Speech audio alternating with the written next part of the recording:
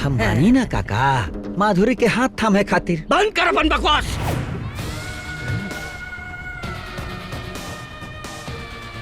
माधुरी के हाथ थामे खातिर हमरा लाश पैसे गुजरे के पड़ी। अरे महारानी, तू यहाँ बैठ के गान को जबा ताड़ू आ घरे के काम के करी तहार लगरा बाप करी। अरे शांति, घर के काम काज नौकर कर ली हैं। बाबूजी!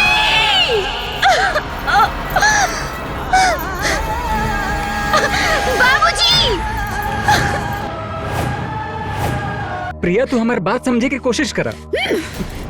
हम कुछ ना सुना प्रभाकर। जब तक ये कलमुही घर में रही, हम ही ना आइब।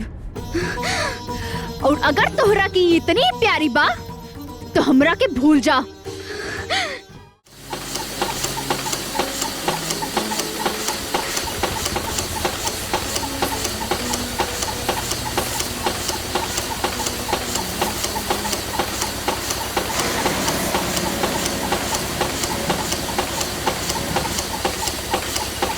कहा बेटा, कैसन बाड़ा? ठीक बनी भैया।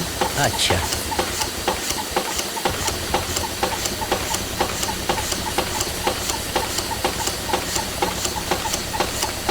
लंच हो गइल बा, खाना खाला। चला चला चला चला चला। ओ भैया आवा। हाँ चला रंगो भैया।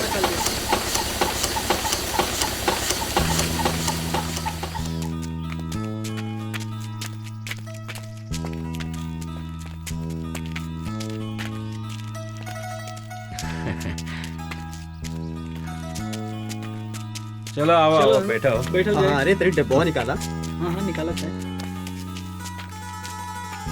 देवनाथ, हाँ काहे गुमसुम बैठल बड़ा? नहीं यार, कोनो बात नहीं बा। अरे तो चला फिर खाना खाई जाए।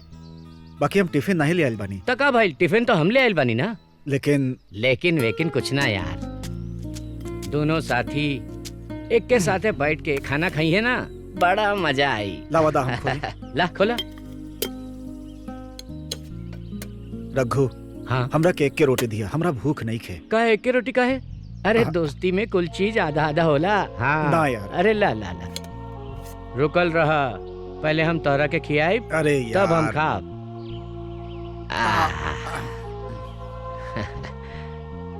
ला।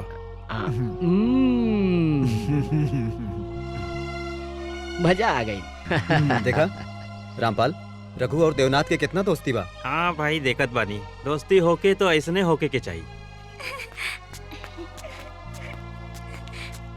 रुका, रुक जा माधुरी, पकड़ा। माधुरी रुक जा। हाँ भाई माधुरी, चोट लग गई ना, उठा। दिखावा हमके।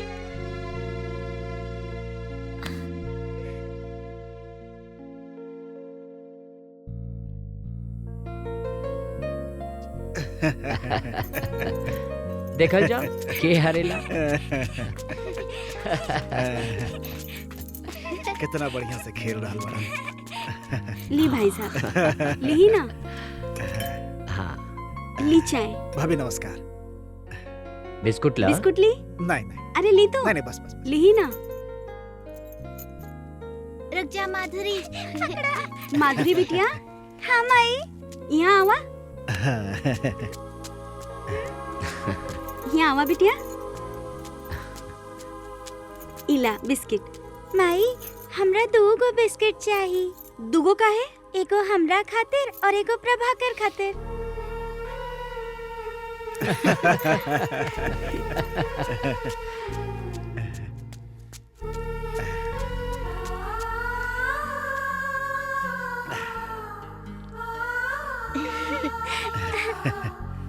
रघु, हाँ देखा अपने बिटिया के।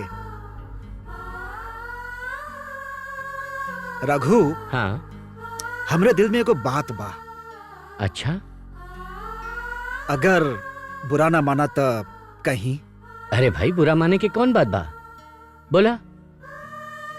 रघु, हम चाहता नहीं कि हमनी के दोस्ती रिश्तेदारी में बदल जाए। या रघु, माफ करिया अगर कुछ गलत कह देले होखी।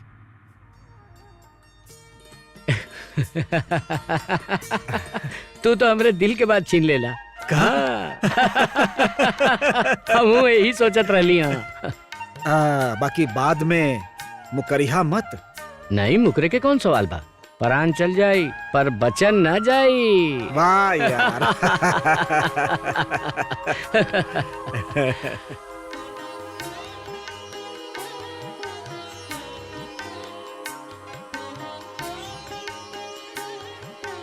प्रभाकर खैलस नु? हाँ जी, वो खा के सुत गइल बा। हमार क्रिया? जब रउआ के विश्वासे नइखे तो ओकरा के जगा के अपना हाथ से खिया दी। अरे तोहरा पर विश्वास ना करब त केकरा पर विश्वास करब? प्रभाकर तोहरा के सौतेली ना सगी महतारी मानेला। ता हमहू ओकरा के अपने छाती से लगा के रखले बानी जी। बाकी रउआ अरे भाई गलती हो गई, पता ना कौन बात रहे त का बात करे लगनी। का बात बा? हम और रघु एगो फैसला के ले बानी कैसन फैसला? कि हमनी के दोस्ती रिश्तेदारी में बदल जाए। का मतलब? मतलब ई कि प्रभाकर और माधुरी के बियाह हो जाए। प्रभाकर के बियाह के बारे में बाद में सोचिया, पहले ओकरा बारे में सोची जेकरा ही घर में दुल्हन बना के लाइल बाड़ा। अरे हमके रोटी साड़ी कैसे मिली, पहले ओकरा बारे में सोचा।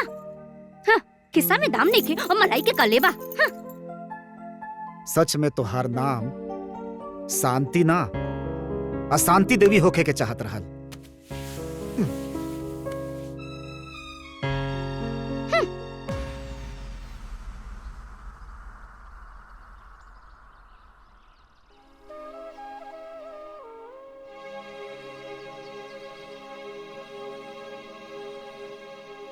अरे देवनाथ, काहे यहाँ बैठल बड़ा?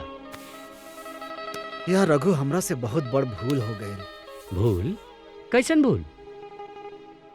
हमरा के दूसर बियाह ना करे के चाहत रहल। का सोचले रहनी या का हो गए? अरे तो 4 साल बाद पछताता ना। शांति के असली रूप तो अब देखे के न मिलल हा। सोचले रहनी प्रभाकर के माई मिल जाई, बाकी अरे यार, जिंदगी में उतार चढ़ाव तो होते जात रहेला, बाकी मर्द वो होला जे हर हाल में खुश रहे। रघु, शांति के ताना हमसे ना बर्दाश्त होला। ओके हमारा बेटा के कम आपन चिंता ज्यादा रहेला।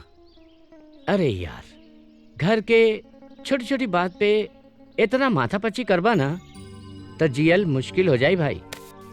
जा जा काम पे जा, हमू चला तनी। हाँ ठीक, जा जा जा।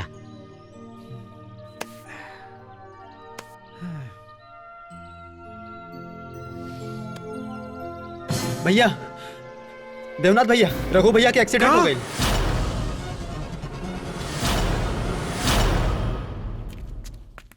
ये अब ठीक हैं, इनको अब घर ले जा सकती हैं। ठीक बा। रघु, रघु हमार दोस्त रघु, तो के का हो गए? का हो गए तोरा रघु? अरे तू काहे दुखी होत बड़ा? डॉक्टर साहब कहनी है कि हम ठीक हो गइल बानी।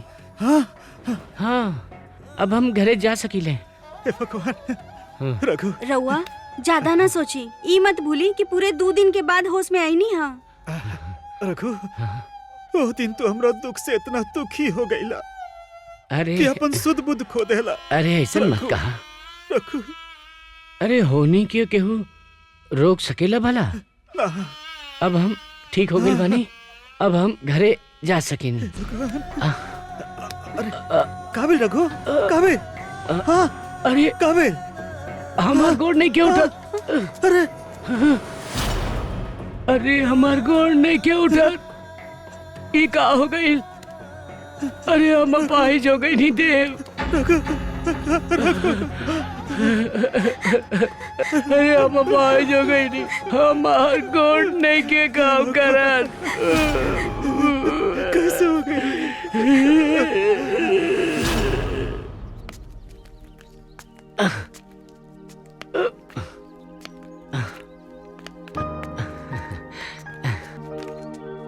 रघु,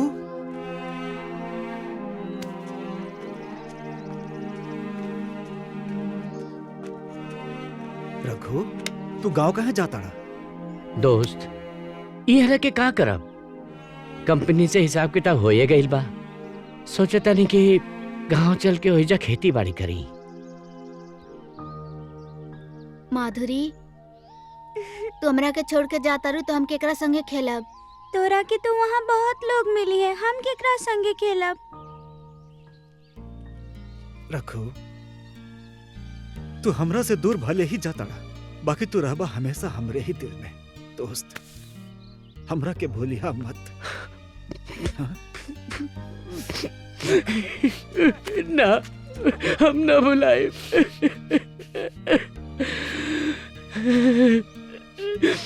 कबो ना भुलाए।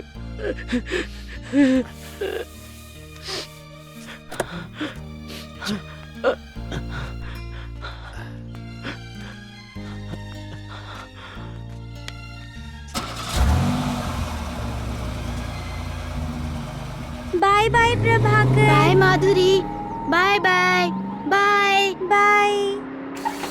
यार रघु, आज नाइट शो में दंगल सिनेमा देखे चलल जाई। देवनाथ चाचा, बाकी रघुनाथ जी के तो गांव गईले 1 महीना हो गई, बाकी रहुआ अभी तक उनके नाम न भूलनी। कैसे भूल गए? रघु हमारा दोस्त रहा।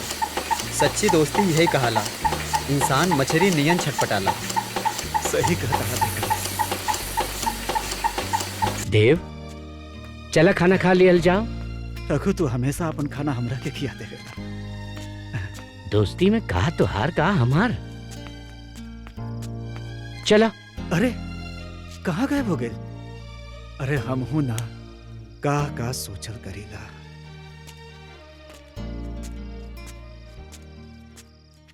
पकड़ पकड़ पकड़, रुक रुक रुक, देख नहीं चला, पकड़ यार, पकड़। चल चल चल, अभी बताओ तेरे थाना में। चल बहुत भारी हो गई।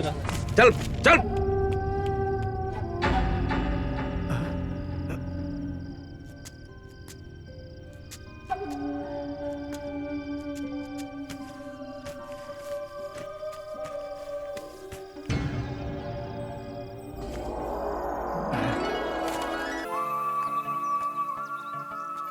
अच्छा, अभी तक सुतले बड़ा? अच्छा। अरे ये का करताड़ू? बौरा गल बड़ू का? बौराइल त रउआ बनी, तनी घड़ी त देखी। घड़ी कहाँ देखी? 7 बज गेल, काम पर ना जाइब का? नहीं। अरे काम पर ना जाइब त घर कैसे चली जी? घर चली ना, अब दौड़ी। हमरा सूते दा, दिमाग मत खा। जा अपन काम करा, जा। अच्छा, अरे तोरे पास दिमाग बा जे हम खाई? अरे हम मरता कर में फुटल बा जो तुझसे ब्याह हो गई। अब तो 2 जून के रोटी भी मुसर हो गई हमके। अरे अब तू रोटी ना, मालपुआ खाइबू। मालपुआ। चुप करी, निकम्मा बनकर बैठल बड़े। मालपुआ खाइबू? कहाँ से आई मालपुआ? पेड़ पर से झड़ी कि आसमान से बरसी? हाँ, चुपचाप उठी और काम पे जाइए टिफिन लेके। हम नौकरी छोड़ देले बानी। का? हाँ। काम छोड़ देले बानी? हाँ। तो अब का करबा? धंधा, बिजनेस। धंधा खातिर रुपया चाहिए, कहाँ से आई रुपया? मेहरी के धोती न बिलारी के गांती। हाँ, धंधा करियन। अरे रुपया कहाँ से आई जी? पेड़ से झड़ी के आसमान से बरसी?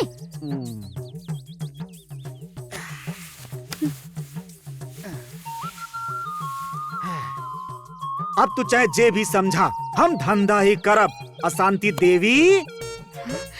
अरे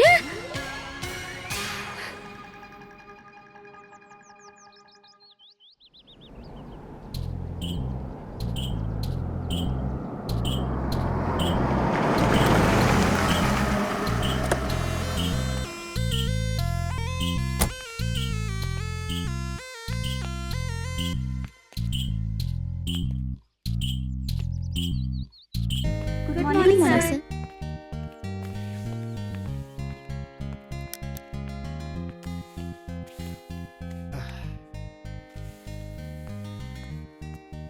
May I come in, sir? अब Thank you, sir. क्या नाम है आपका? जी माधुरी। माधुरी। आपके पिता का नाम रघुराज है? नो सर, मेरे पिताजी का नाम वीरेंद्र शुक्ला है। अच्छा, कहाँ की रहने वाली हैं? जी जौनपुर की। पापा, मिस माधुरी की फाइल भी ठीक है। हाँ। अच्छा माधुरी, हम तुम्हें बाद में फोन करेंगे। जी sir, thank you. Thank you. Raghu की बेटी माधुरी भी अब इतने बड़ी हो गई हुई। रहुआ केकर बात करते नहीं पापा। वक्त अइला पर सब जान जाइबा बेटा, रघु और माधुरी के बारे में। हमरा के भैया खूब नीमन लागे। अरे भैया, जब से तू बोले वाला मशीन ले आइल बड़ा ना, यही में खो गइल बड़ा यार। तका करी रे चार्जर, लंगूर नियर तोर मुंह ताकी। अरे हमार ना, सामने देखा, सामने माधुरी देवी आवत अड़ी हो।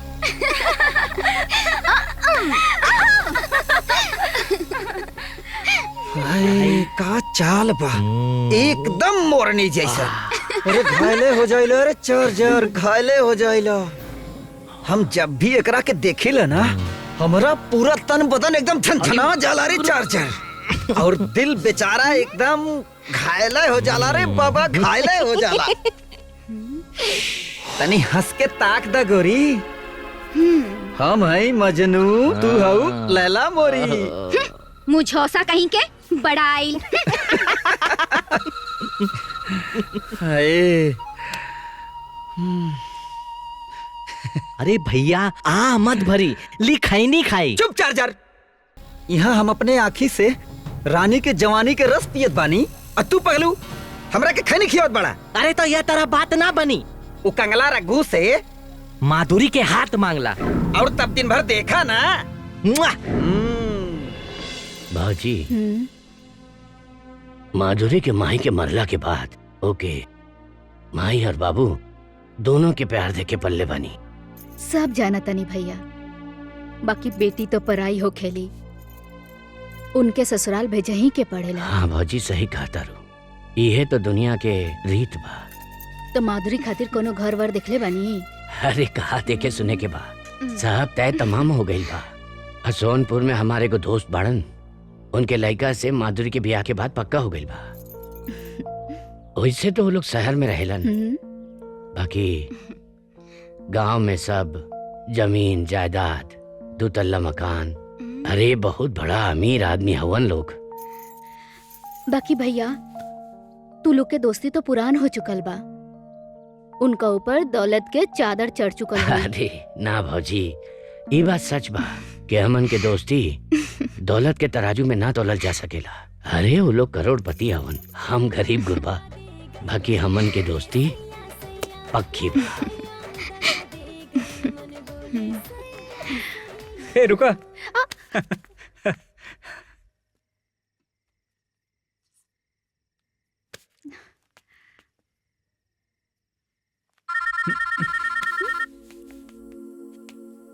हाँ पापा, जल्दी घरे आवा, ठीक बा, कुछ जरूरी काम बा। हम आवत नहीं। प्रिया, हमके जाए के पड़ी, पापा का फोन रहला, जाए जरूरी बा। बाय।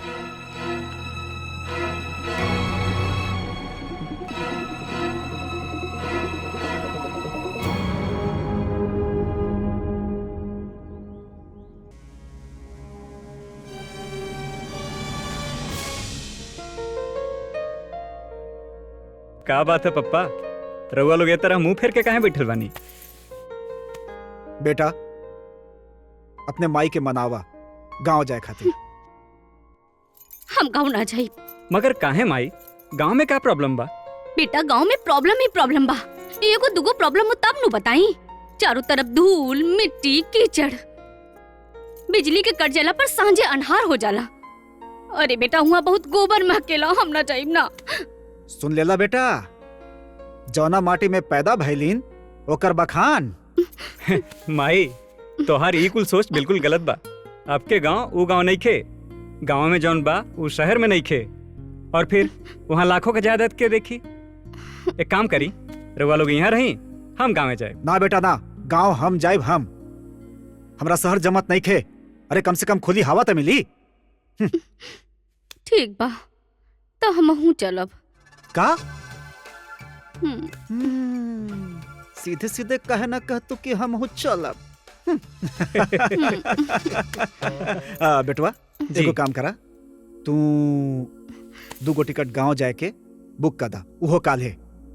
ठीक बा, हम अभी एजेंट के फोन कर देता नहीं। हेलो,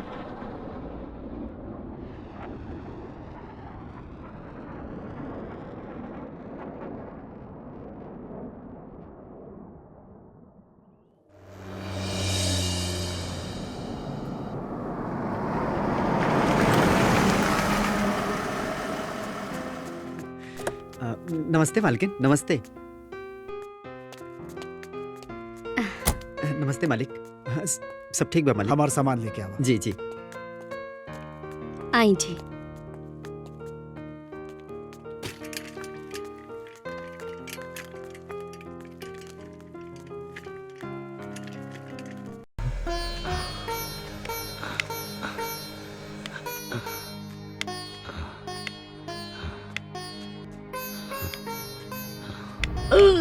हाँ? रघु, संभाल के संभाल के।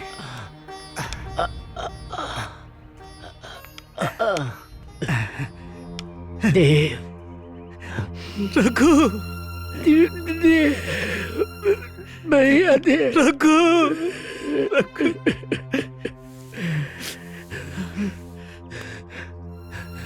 चलो बैठो, संभाल के।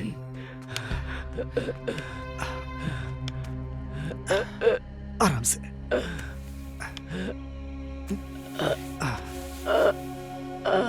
बनवारी, ओ बनवारी। जी मालिक। बनवारी कहाँ बा? वो तो सब्जी लेवे बाजार गइल बाड़े। अच्छा, एको काम करा, जल्दी से मीठा पानी ले आवा और चाय बनावा। ठीक बा।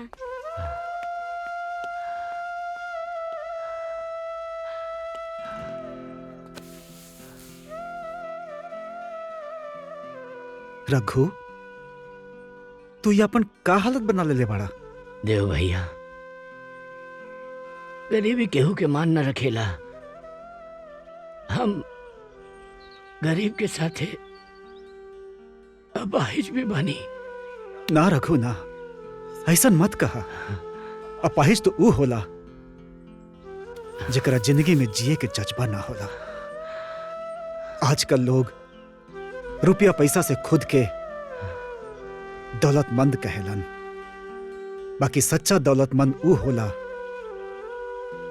जेकरा पास इज्जत और सुख चैन बा। ला, मिठाई खा, खा मिठाई। अरे हम तो अवते न रहनी। बहना,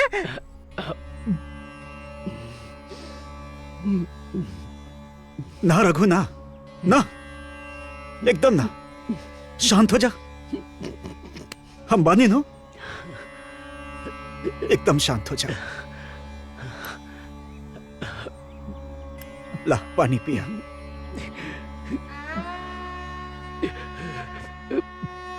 हाँ, ये भइल ना बात। हाँ, अच्छा रघु, ये बतावा हमार होके वाली बहू कैसन बिया? बहू? अरे ना भाई, हम तो माधुरी के बात करत तानी। माधुरी ठीक बिया। एक बात ध्यान रखी हा, अगर ओकरा कुछ भी भइल तकलीफ तो तुहारी हो गोड़ तोड़ देव। बहना, ई कौन महाराज हुए रे जौन इनकर इतना आव भगत होता वो तेल लगा के? अरे ये तहार जीजा के कंगाल दोस्त हवे, जब देखा मुंह उठा के चलावेला। कंगाल दोस्त? ओ बहना, समझ गई री। मतलब किशन और सुदामा के मिलन हो रहा बना वो तेल लगा के। अच्छा, चाय पिया, चाय पिया। हाँ। ए बहना, ई कुल हम का सुन रहल बानी वो तेल लगा के? अरे ये बड़ी लंबी कहानी बा। लंबी कहानी बा? रहते बहना, हम ये कहानी तोर बाद में सुन ले। हम जाता नहीं घर रे अपने, अब ना रुकम, जाता नहीं। ना भैया, तू कहीं न जाइबा। ई घर के तहार जरूरत बा, तू ऐजे रहा। अच्छा तो ते कहत बाड़े ना बहना, तो हम रुक जाता नहीं तेल लगा के।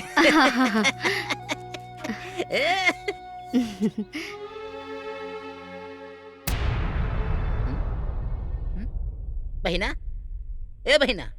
का भैया? वो हमारा के कहानी बताओ ना, तो हमारा पेटे का पानी ना पची तेल लगा के। अरे वो रघुआ, वो रघुआ के बात करता रहा तू? अरे वो कंगाल शहर में कबो तहार जीजा के दोस्त रहे।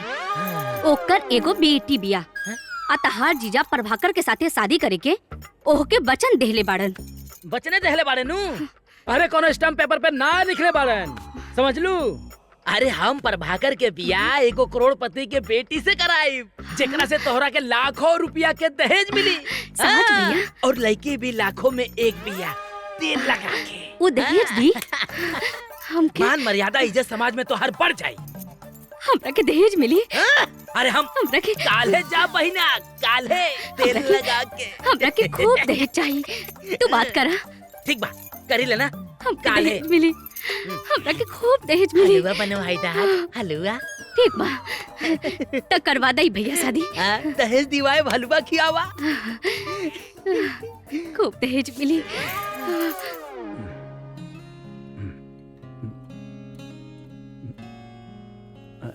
अरे बिटिया आ गई लू। हाँ, अब तू यही तरह से बिटिया टिप टाप रहल करा। तो बस ये जान ला कि जौने दिन तोहरे ऊपर कोनो करोड़पति लड़का के नजर पड़ गई, तौने दिन जान ला कि हमनी की जिंदगी में बाहर आ जाई। टेंशन खत्म। लेकिन बाबूजी, हमने की अमीर बने के नाटक कब तक करे के पड़ी? ये सब झूठा शान शौकत में हमने कब तक जियब? अरे कुछ झूठ ना बा, तब तक जब तक कोनो अमीर लड़का तोहरे जिंदगी में ना आ जाए। लेकिन बाबूजी, सब कुछ तो बिक चुकल बा। धात पागल, सब वापस आ जाई। चिंता मत करा, काहे के जाने लो ना अपना बाबूजी के। हमार नाम बा उदय भान और हम काटीला सबकर कान। अरे के बाहो, दरवाजा खोला। अरे लागता कोनो देनदार आ गइल का? देनदार की लेनदार?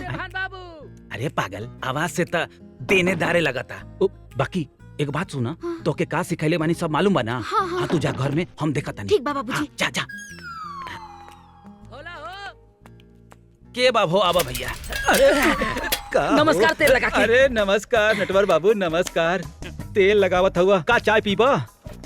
दिक्कत ही बा कि हमरे घरे के जो नौकर चाकर बाड़े, वो सब गइल बाड़े मेला देखे पिलकिछा के। चाय पानी के बड़ा दिक्कत बा। आवा आवा, आई आई नटवर बाबू, आई आई। अरे यार, अब हम रोज नहाइले सवेरे 5 बजे। और ठीक बा। अच्छा अच्छा अच्छा।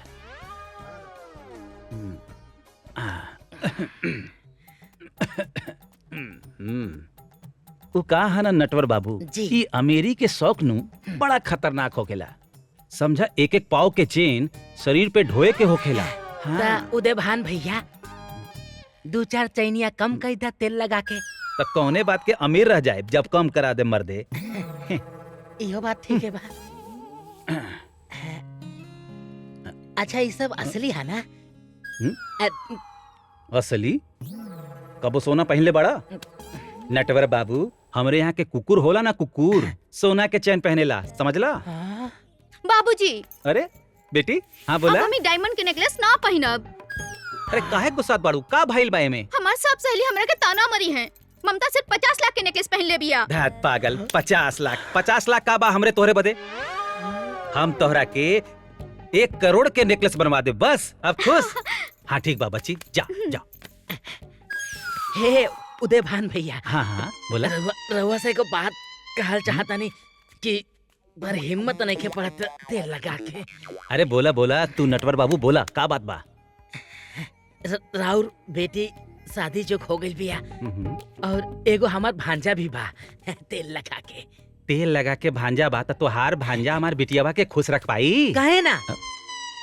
का करोड़पति बाप के इकलौता बेटा बा, तेल लगा के। ये तो पक्का अमीर वाला बात कर रहा था। ये रिश्ता करे में कोनो बुराई नहीं खे। रहुआ कहाँ सोचे लगे नहीं? अरे सोचे के का बात बा नटवर बाबू, ऐसा ना कि शादी ब्याह तो परिचित के घर में होखेला ना। आप परिचित बाड़ा, होई शादी। तो हमें आज्ञा दे हम। हाँ तो आज्ञा क्या, हम हो के तो कलकत्ता जाए के बा ना, नाश्ता करे। कलकत्ता जानी नाश्ता करे। कलकत्ता नाश्ता करे? तो और का, यहाँ पटना में उदय भान लायक बैठे के जगह कहाँ बा? कलकत्ते जाइला। हाँ तो हम चले तेल लगा के। हाँ चला।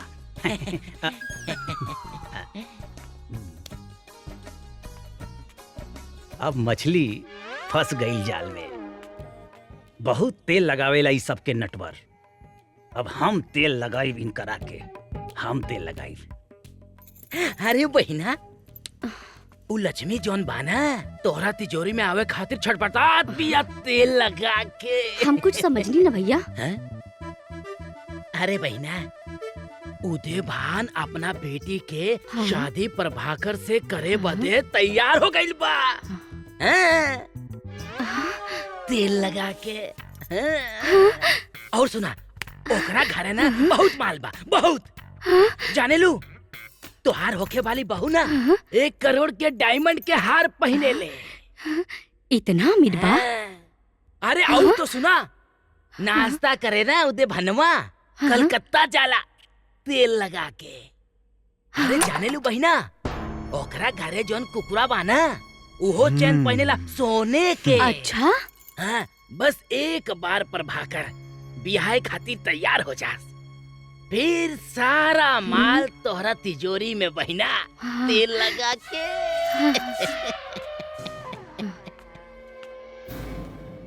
शांति देवी, ज्यादा खुश होके के जरूरत नहीं खे। प्रभाकर के बिया होई तो रघु के बेटी माधुरी से ही होई, ये बात के गांठ बांध लिहा। ई बात के गांठ बांध लिया। अरे बहिना, अरे रोए तहार दुश्मन रे पगली। जब तक नटवर पाड़े बाना तब तक वह होई जौन हम चाहे। मतलब प्रभाकर के शादी वह होई जहाँ ही नटवर पाड़े चाहिए, वह तेल लगा के। पता ना रघुआ का जादू कर देले बा इनका ऊपर। जब तक माधुरी माधुरी उहे के माला जपत रहेलनी। बाकी शंख बजाएं हम तेल लगा के। माधुरी भौजी बेटाइल रहली कि ना हो? भैया आजकल बताऊ तो ना।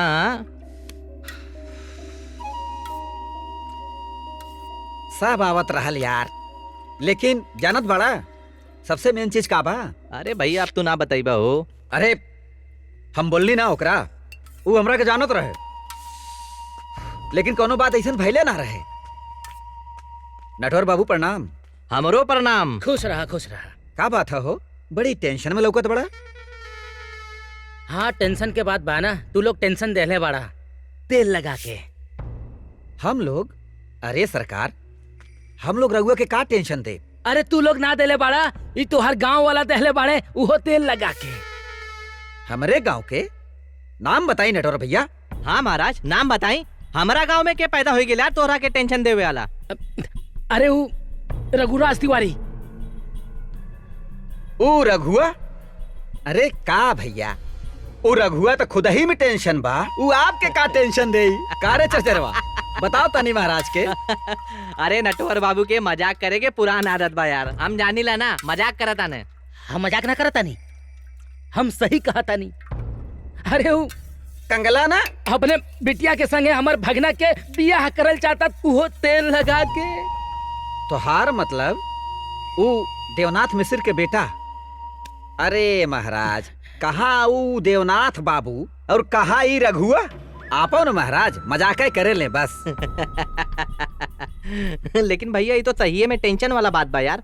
लागत बा वो कंगला पागल हो गइल बा। अरे नटवर भैया, ओकरे बिटिया खातिर हमरा जैसन नौजवान लड़का अपन घर द्वार छोड़ के मौसी के यहाँ रहत बानी, और उ रघुआ?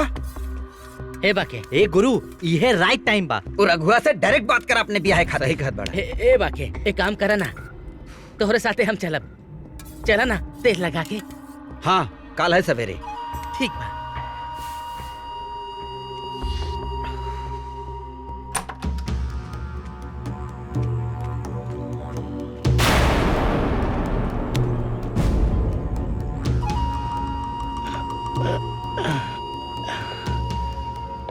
नटवर बाबू, आज हमरा दुआरी पर कैसे? नटवर बाबू कुछ खास काम से आयल बड़े तहरा लग गए।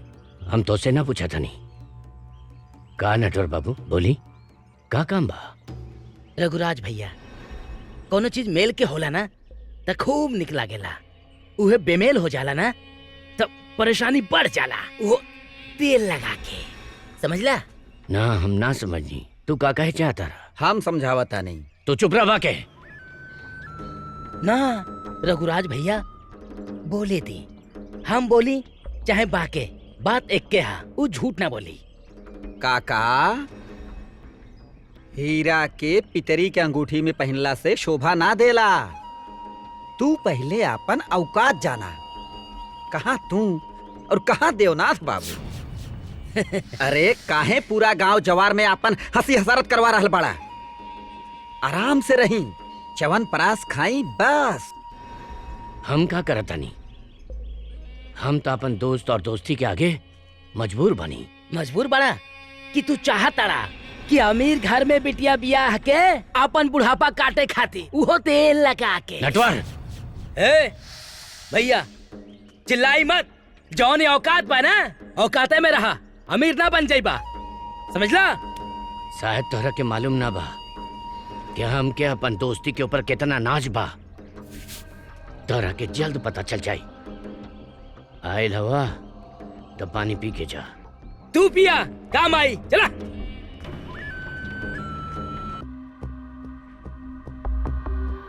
बस करा गुरु, कितना पियत बाड़ा, बस करा। हमरा मत रोक चार्जर। आज हमार माथा पूरा डिस्चार्ज बा। ऊ रघुराज कंगला अपन बेटी के बिया हमरा संगे ना करी। हम ओकरा बेटी के ना ऐसन कर दे ऊ केहू दूसरा के दुल्हन बने लायक न रही।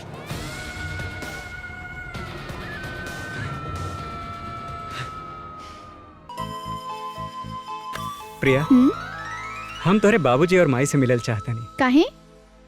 कुछ बात बा।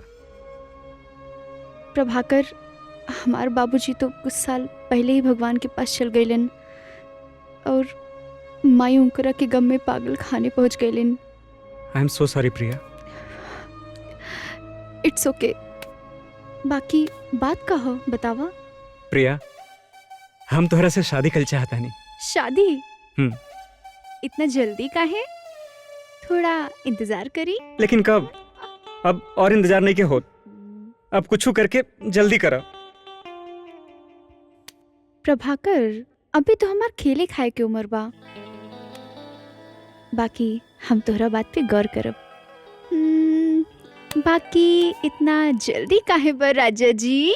सुना, तोहरा के जल्दी ना बा, पर हमरा के जल्दी बा। ठीक बा? अब तोहरे बिना हम ना रह सकेनी। Love you.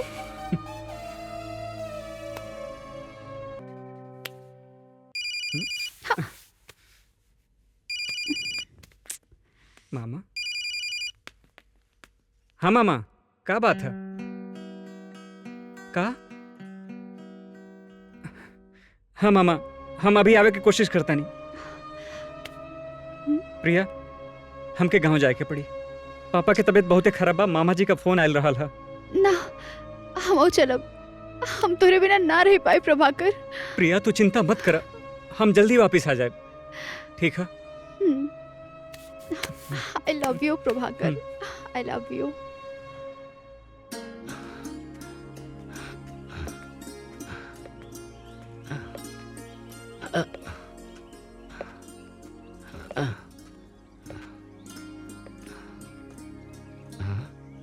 अरे गमछुआ कहाँ रह गई? हाँ, लगा था अंदर ही छूट गई। बेटा माधुरी, अरे बेटिया माधुरी। जी बाबूजी। अरे हमार गमछा होई बेटी, कहीं लेके आवा। ठीक बा, लावतानी।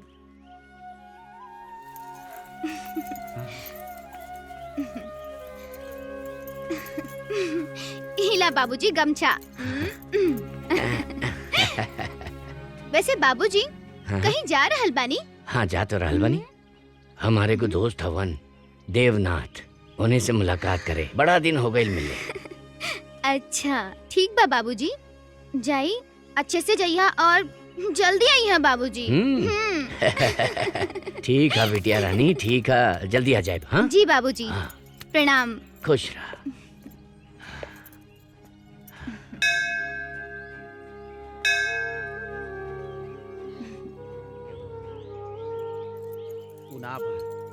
तू समझत ना बड़ा हमार बात। हम परेशान ऐसे ना बानी। हम जब से ओकरा देखले बानी ना, एकदम पूछा अरे भैया आवत आड़ी। आज सिर्फ हमार बात केहू दूसरा के ना। छोड़। वाकई हम कहा तानी हाथ छोड़। छोड़े खातिर ना पकड़ ले बानी रानी।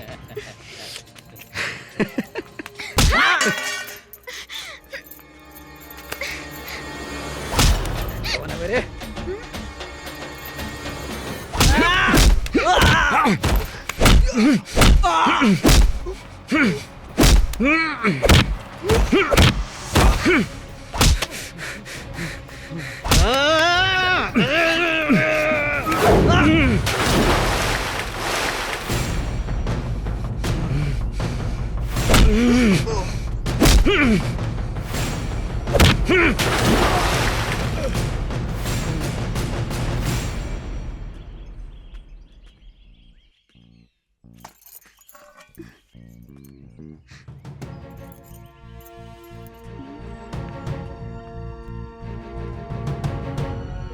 देखत का बाड़ू बहनी, ई इलाका के सबसे अमीर आदमी देवनाथ बाबू के लइका प्रभाकर हवन।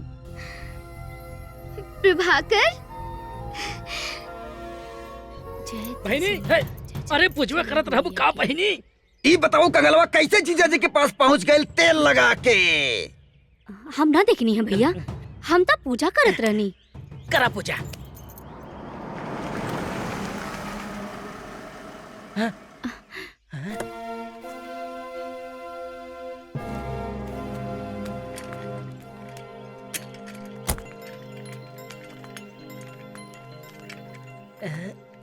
ये प्रभाकर हा। प्रणाम माँ। खुश रहा। मामा, मामा जी। खुश रहा भगिना, खुश रहा। माई तू रो मत माई। बाबूजी की तबीयत कैसन बा? तू चल के खुद ही देख ला। चला।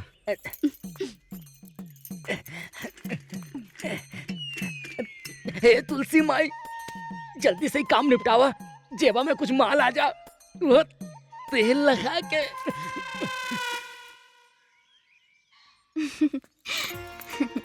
बाबूजी। हाँ बेटा। आपके दोस्त के बेटा प्रभाकर शहर से आ गई बड़न। अच्छा। हाँ बाबूजी। भाई तब तो मिले के पड़ी। बाबूजी। हाँ। हम चली साथे। काहे नहीं, चला तू चला।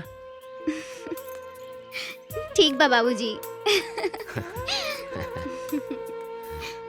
भैया चाय पी ली। देवनाथ। ना बहनी, जीजा जी के पास।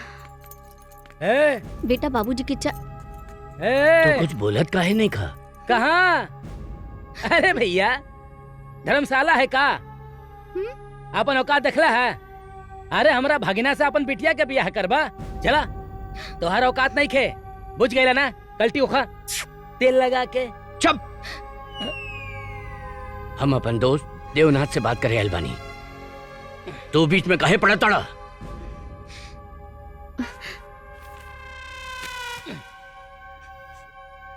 तू चुप काहे बड़ा? देव कुछ बोला काहे नहीं खा? देव कुछ बोला? रघु, ये ठीक कहा था। तो हर बेटी के बिया हमार बेटा से कबो ना हो सकेला। कहाँ तू, कहाँ हम, कहाँ राजा भोज और कहाँ गंगू तेली। तुहार औकात का बा?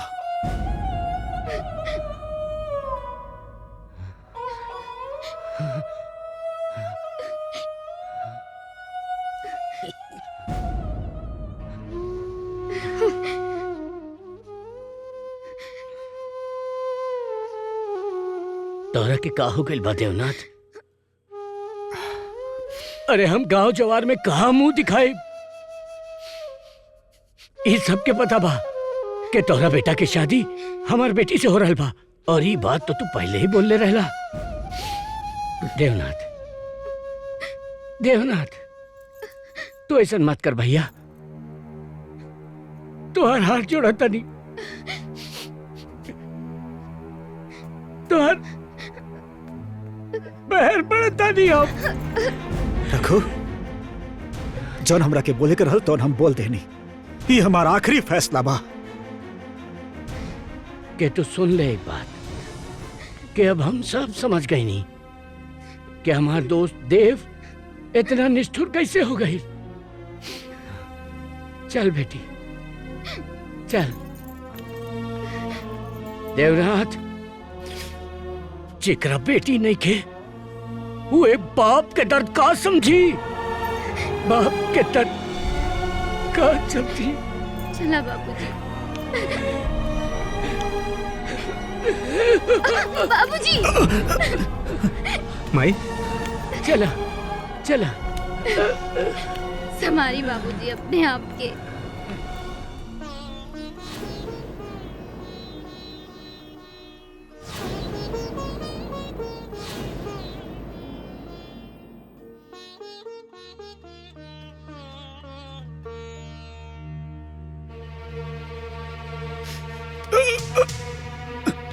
पापा पापा का भेल पापा? माई माई देखो पापा मामा जल्दी करो पापा के डॉक्टर के पास ले चलो मामा। काबिल पापा तेरे वो ठीक तो बनी ना। काबिल हो गए।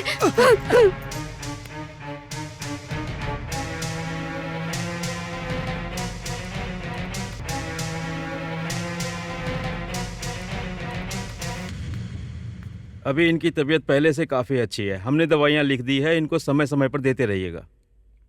लेकिन एक चीज़ का ध्यान रहे, इनके ऊपर कोई मानसिक आघात ना पहुंचे, अन्यथा अगली बार बचाना बहुत मुश्किल हो जाएगा।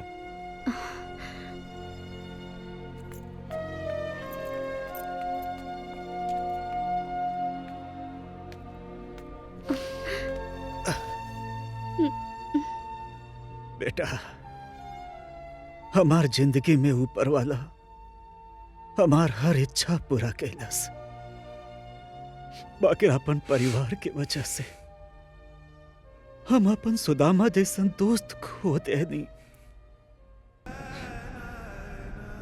उनकर लड़की से तोहर बियाह हम ना का पौनी। एक बात के मलाल हमरा जिंदगी में हमरे संगे ऊपर तक जाही बेटा। पापा ऐसा मत कहीं पापा, रउआ जहाँ कहीं जकरा साथे कहीं हम शादी करे खातिर तैयार हैं। कहा? हाँ पापा। हाँ बेटा बेटा। अरे बेटा तू बियाह खातिर हाँ काहे कर देला? तो का करती माई, पापा का इच्छा ही हमारी जिंदगी है और तू देख लू नहीं पापा मौत के मुंह से बाहर आई ना तो इनकार कैसे करती? बाकी हमार तो सब सपना टूट गई ना। अरे रघुआ अपन लड़की के हमने के गले में बांध दी। अब हम का करी हे भगवान। माई शादी हमरा मर्जी से ना पापा के मर्जी से हो रहल बा, बुझलू?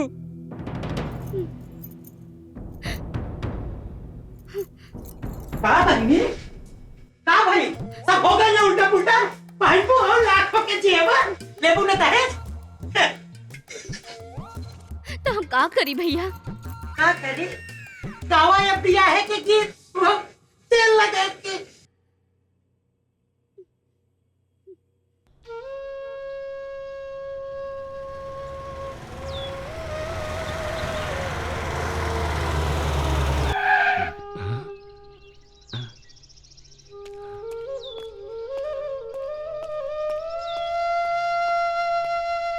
देवनाथ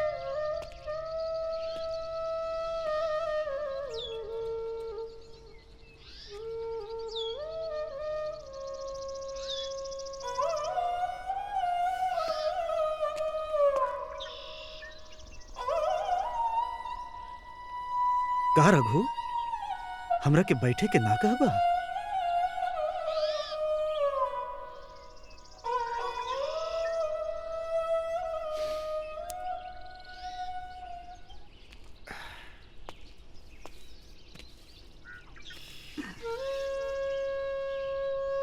उठ उठ यहां से निकल जा।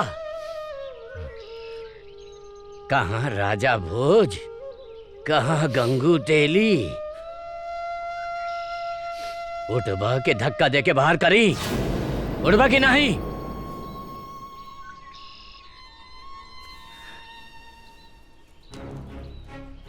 देवनाथ रघु रघु आराम से रघु आराम से।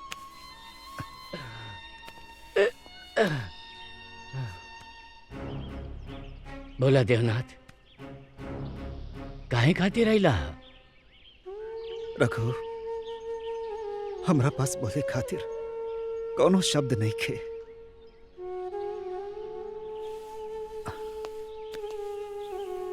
रघु, उहे पुरान वादा।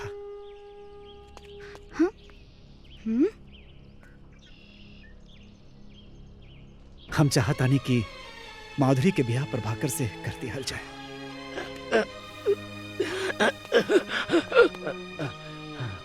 देव, हम माधुरी के आंख में अब आंसू और न देख सकीला भैया।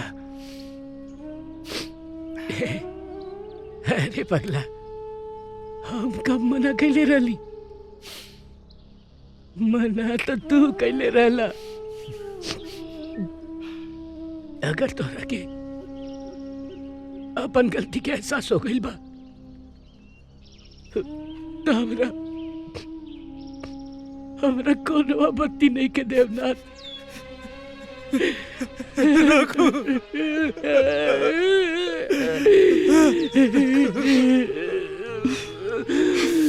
ओम मंगलम भगवान विष्णु मंगलम गरुड़ध्वज मंगलम पुंडरीकाक्षाय मंगलाय तनोहरि।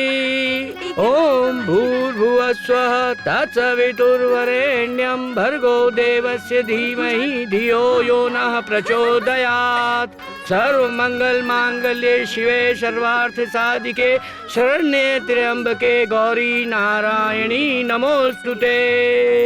सर्वबाधा विमुक्तो धनधान्य सुतः नितः मनुष्यो मत प्रसादे भविष्यति न संशय। ओम। रघु, हम चाहतानी कि हमनी के दोस्ती रिश्तेदारी में बदल जाए। तू तो हमरे दिल के बात छीन लेला। अब दुल्हन आगे हो जाए और दूल्हा पीछे हो जाए। मंगलम गरुड़ध्वज मंगलम पुंडरीकाक्षाय मंगलाय तनोहरि। ओम सर्व मंगल मांगल्ये शिवे सर्वार्थ साधिके शरण्ये त्र्यंबके गौरी नारायणी नमोस्तुते।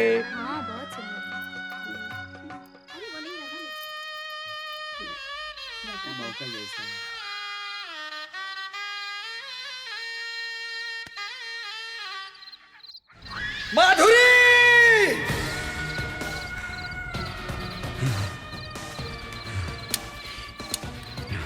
आज हम दोनों के आज जिंदा ना छोड़ा। अरे पगला गइल बाड़ा गुरु। अरे ऐतन मामला में ताकत से ना, अक्ल से काम लेवे के चाहिए। अक्ल से लावाई छप्पन छुरी हमरा के दे। माधुरी, तू सिर्फ हमार हऊ।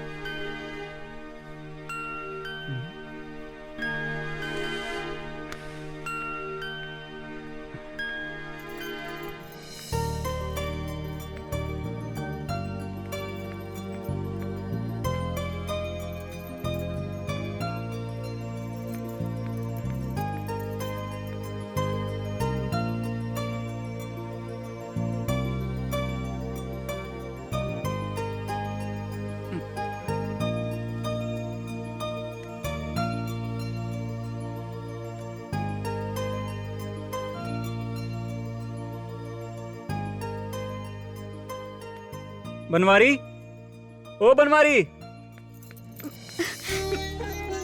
का भेल जी? बनवारी काका के काहे आवाज देता नहीं? बनवारी घर का नौकर है, यही से बुलावता नहीं। हमरा के नहाए खातिर गर्म पानी चाहिए। हम नहाए खातिर पानी गरम करके बाथरूम में रख देले बानी। रउआ नहा लीजी।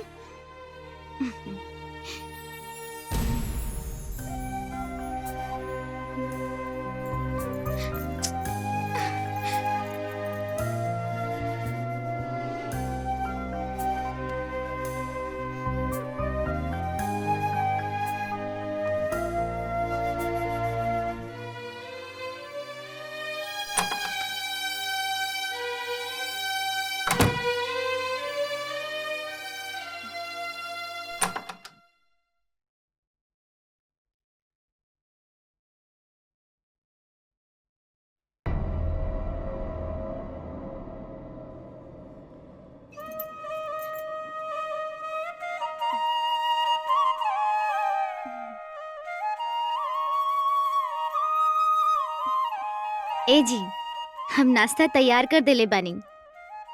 रउआ जल्दी से तैयार हो जाई, हम नाश्ता लगा देतानी।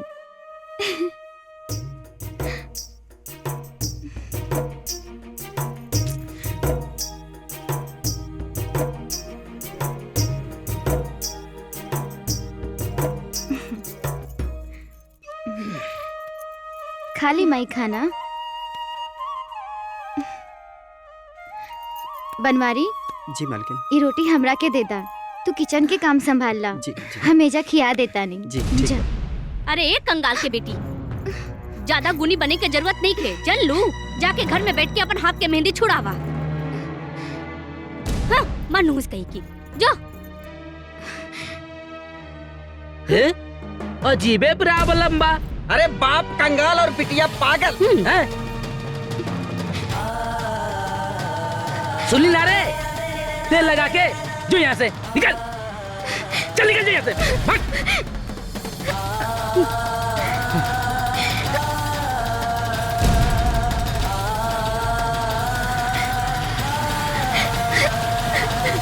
देखा तारा भैया का नौटंकी। अरे तो बेटी के कढ़ाई तेल लगा के। ए बेटा, हम तक कहता नहीं ना, तू एक कंगाल के बेटी के अपन जिंदगी से दूर कर दा। अरे कि जब हम देखी लेना तो हमार दम घुटेला। ए भगना, ज्यादा मत सोचा। ई घर से जैसे ई आउट होई ना, वैसे ही 1 करोड़पति के बेटी इन होई, वो तेल लगा के। हाँ। मतलब? हाँ बेटा, हमनी की तहार शादी तय कर देले बानी। जाना तारा, तहार बाबूजी तहार शादी करके ना ये खानदान की इज्जत डुबो देलन। अरे अब वो बच सकेला बहन, तेल लगा के। हाँ। हाँ। ओहो।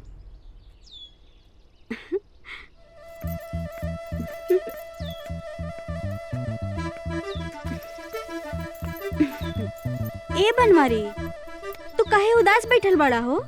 ई घर में छोटकी मालकिन और हम खाली दुइये जने ही दुखी बानी। तो कौने बात पे उदास बड़ा? आपन जन्म कुंडली देख के हमार शुक्र तो बड़ा मजबूत बा। हम एक काम बड़ा नीमन कर सकेनी। कौन काम? हम प्यार करके शादी कर सकीला। तो करा ना, उदास काहे बड़ा? तू साथ देबू तो हम खुश हो जाई। ओ, तो ये मुँह और मसूर का दाल कम्मो नाम बा हमार, सपनों में ना मिलब। देवनाथ बाबू, जैसा आपने कहा था वो काम हो गया है। ये रही वसीयत, साइन कर दीजिए। अरे बहनी, वो सब छोड़ा। अरे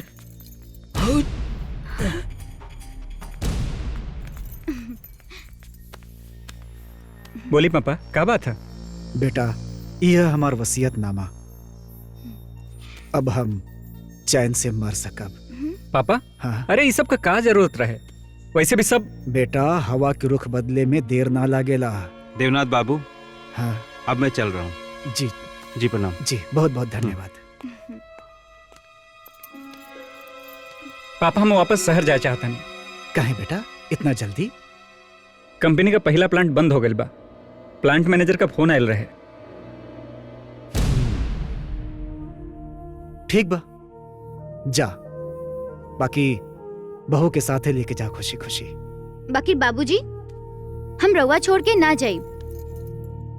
बहू, तू हमार फिक्र मत करा बेटा। बाबूजी, अगर हम चल जाई तो राउर सेवा के करी?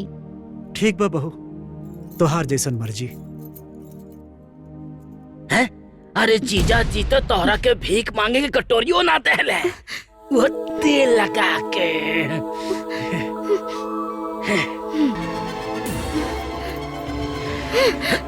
भैया, तू अपन ख्याल रखिया और पहुंच के फोन कर दिया, ठीक है? माई, बाबूजी की सेवा में कोनो कमी ना होके के चाहिए। तू चिंता मत करा बेटा, तू अपन ख्याल रखिया। प्रणाम माँ, चलते रहा हैं। बेटा। मामा जी। अरे खुश रहा, खुश रहा। शहर जाई है ना, वहाँ से जल्दी वापस आइया, है ना? वो कहा है कि तोहर बिया हम दूसर कराई। वो उधर भान के बिटिया से तेल लगा के जा। दरवाजा खोला।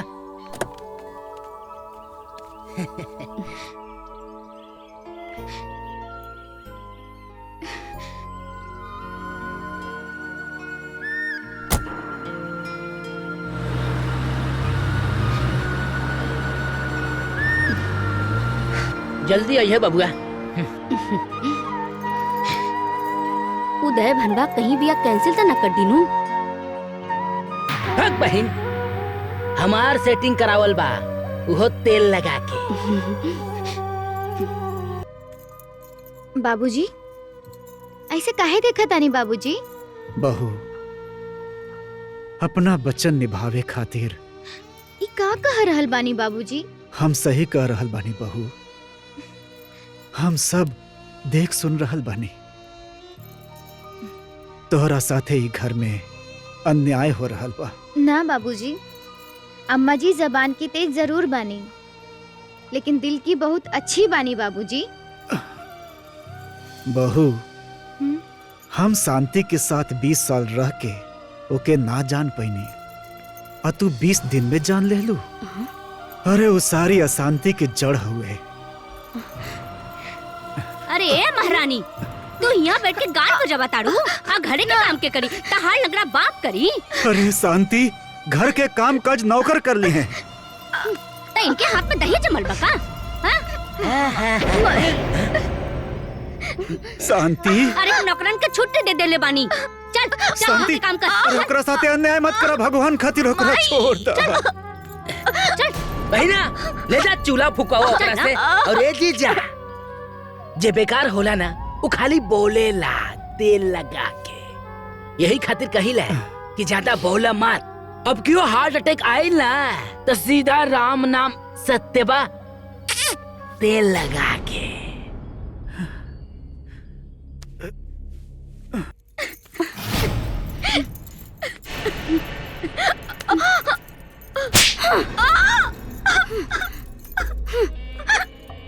मत मारी माई, देखी ना गाल पे उंगली के निशान पड़ गए बा। छी छी छी छी छी छी, इका हालत बना ले बाड़ू। हमरा संगे बियाह कर तू तो रानी बना के रखती। वैसे भी अब अहिया कोनो देर नइखे भइल बा। हम आज भी तोहरा के अपने तहे दिल से चाहत बानी।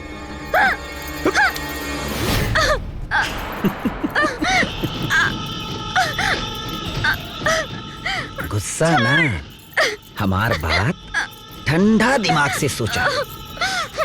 रानी बनबे कि नौकरानी?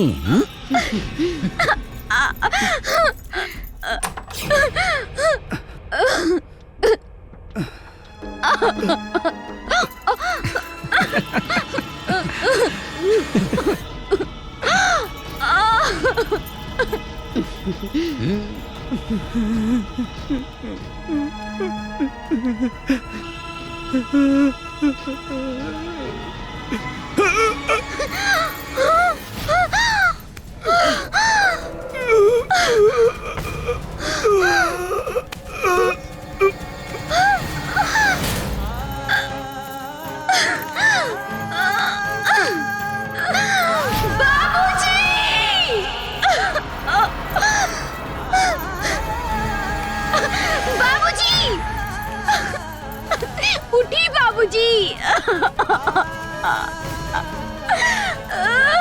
बाबूजी,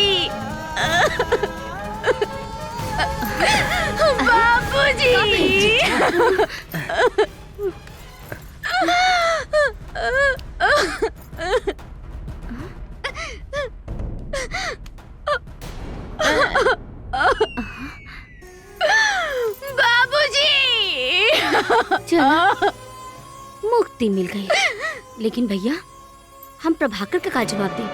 हम माने नो। बाबूजी समझा दे, चिंता मत बाबूजी करा। उठी ना। तेल लगा के। बाबूजी।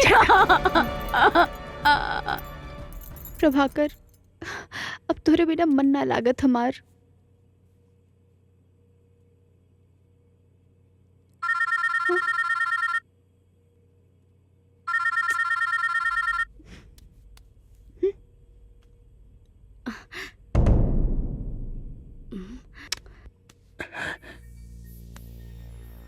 हमेशा गलत समय पे फोन आवेला।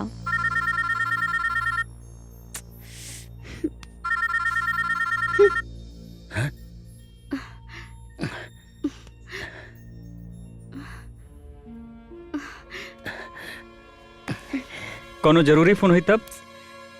इस समय हम दोनों जन के प्यार मोहब्बत से ज्यादा जरूरी और कुछ ना।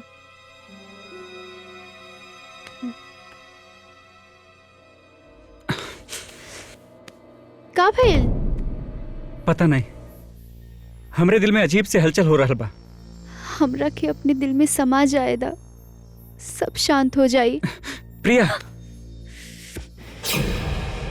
जब हलचल शांत हो जाई तो हमरा के बता दिया।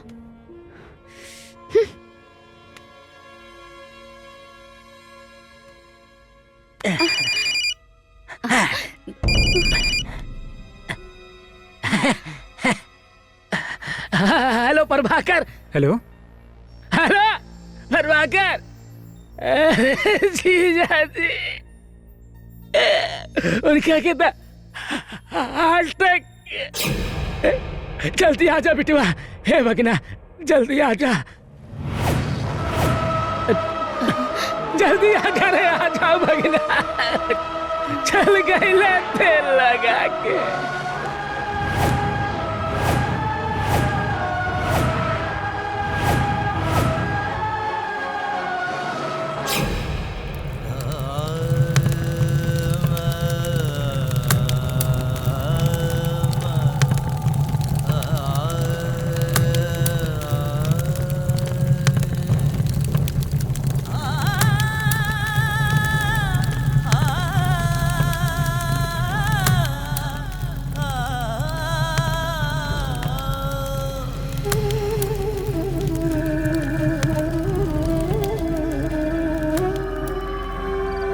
प्याज के बुकनी आवे के बा, बाकी बहुत लगेला आंख में।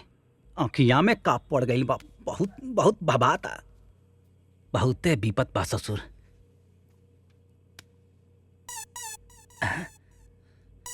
लागता कि बड़की मीटिंग में बाड़े। यही में फोनवो बजता ससुर। पता नहीं लेनदार बा कि देनदार बा। देखी। हेलो।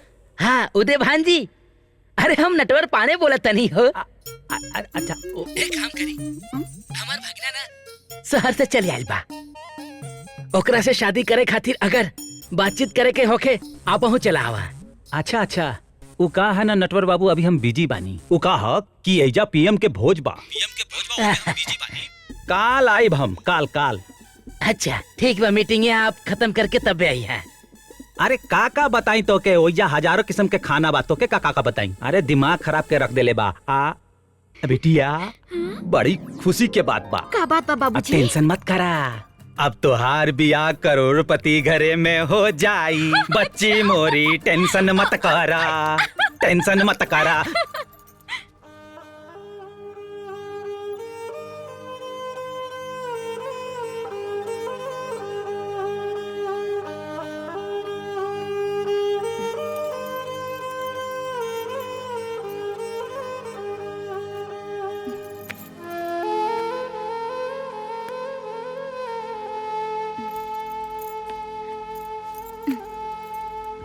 ए जी,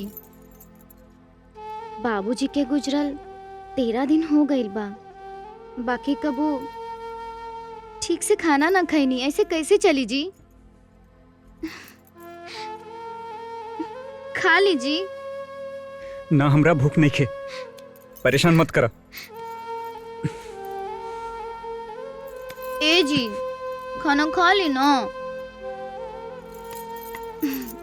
खा ली ना हमरे खातिर।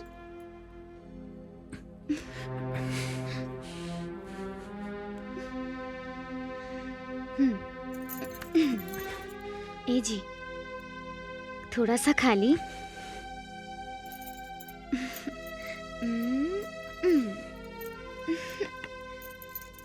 खाई, खा ली ना हमरे खातिर।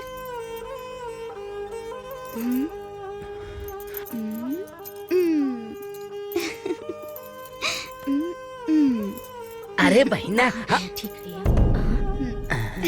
इली खाई।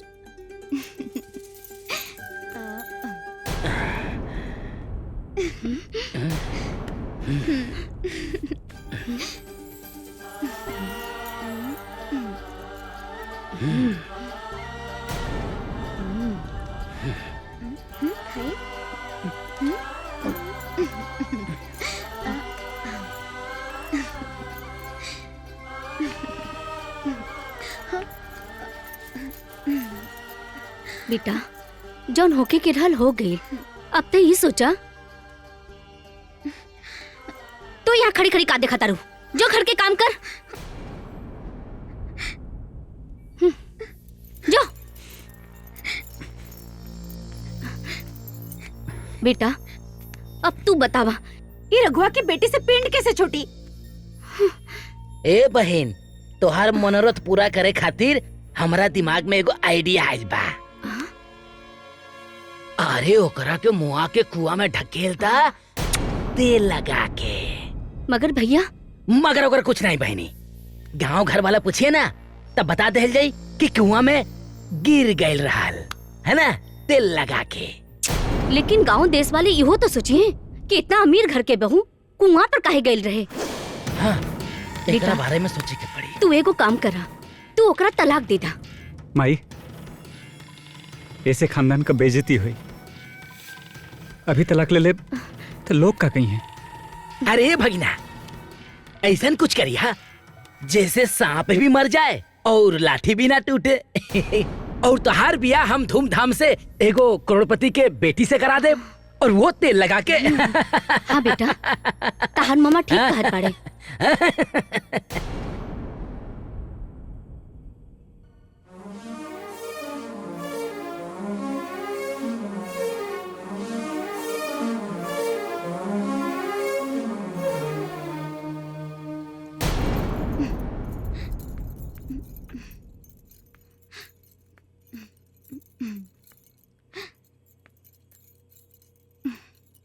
माधुरी,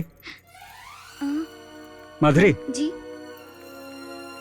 तू अपन सामान बांध ला, काले हमनी के शहर जाए के बा।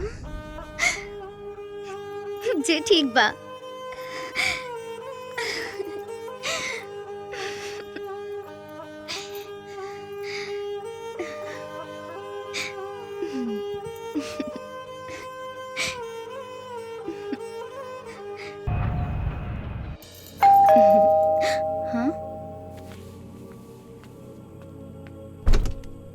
हाय प्रभाकर।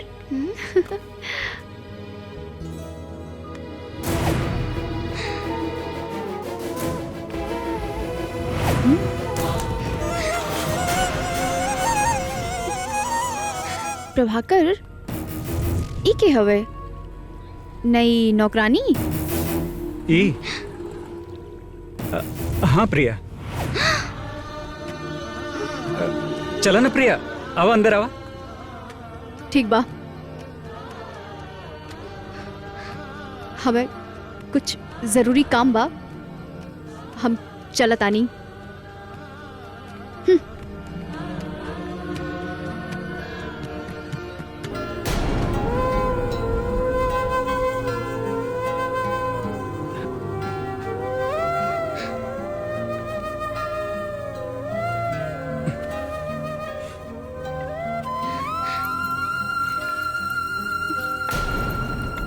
प्रभाकर, तू हमरा से कुछ तो छुपा रहल बाड़ा। एकर पता तो हम लगा के रही। हमरा जीते जी तू केहू और के हो जा, ई हम होके ना देब। प्रभाकर, हम तोहरा से बहुत प्यार करीला।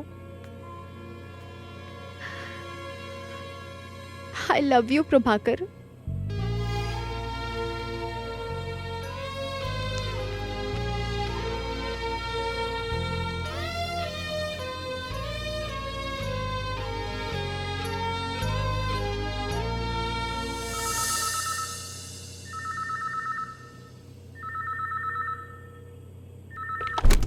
हेलो।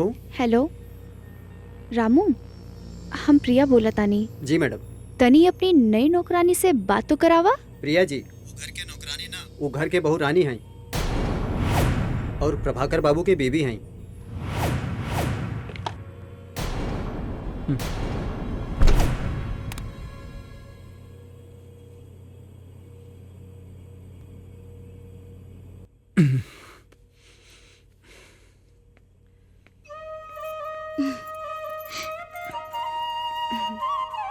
ए जी, ये मिठाई खा के पानी पी लीजिए।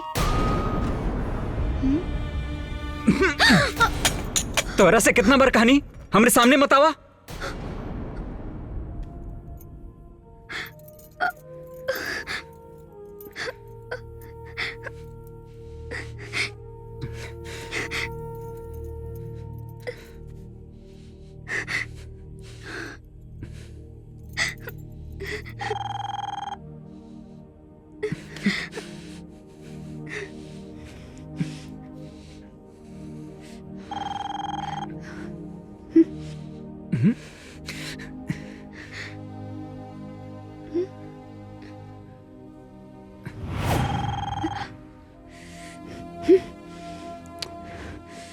हेलो प्रिया, फोन मत कटिया। हम दिन भर तोहरा के सैकड़ों बार फोन कैनी है, बाकी तोहर मोबाइल हमेशा बंद ही रहल। एक औरत जब केहू से प्यार करेली तो ओकरा के लिए अपन जान दे भी सकेली, और अगर नफरत पे आ गईली तो केहू की जान लेवे से पीछे ना हटेली। तो अच्छा खेल खेलना हमरे साथे। काम के बाद बोला, फोन काहे कैला तू हमें? प्रिया, हम शादी मजबूरी में कैनी है, पापा के मर्जी से। बाकी प्यार हम तोहरे से ही करेनी। ठीक बा, एकरे बारे में कल है बात हुई।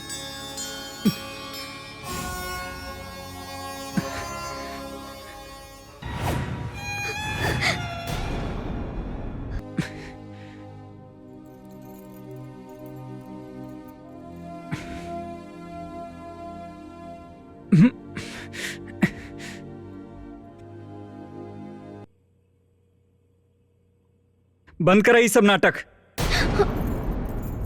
ये तो हर गांव ना शहर है शहर। ए जी, का शहर में पूजा ना कइल जाला?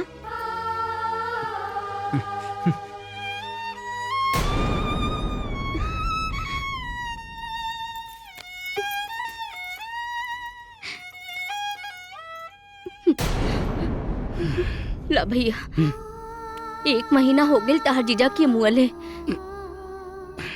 बाकी ऐसा लगा था जैसे वो कमरा में सुतल बड़।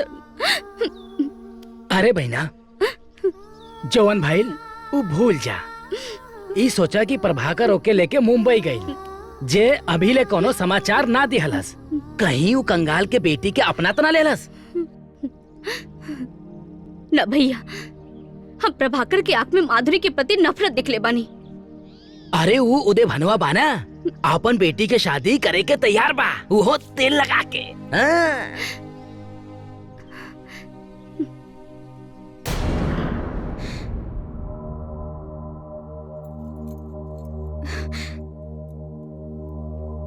प्रिया, तू हमारी बात समझे की कोशिश करा। हम कुछ ना सुना प्रभाकर। जब तक ये कलमुही घर में रही हम ही ना आइब। और अगर तोहरा की इतनी प्यारी बा तो हमरा के भूल जा। तू हमरे साथे ऐसे खिलवाड़ काहे कैला? प्रिया, तू शांत हो जा। कैसे शांत हो जाए प्रभाकर? हम तोहरा से प्यार कैनी, व्यापार नहीं खे। अगर हम चाहती तो तोहरा के सब फोन पे ही बता देती। बाकी कि हम देखे के चाहत रहनी कि तू कितना बड़का धोखेबाज हवा। प्रिया, प्रिया,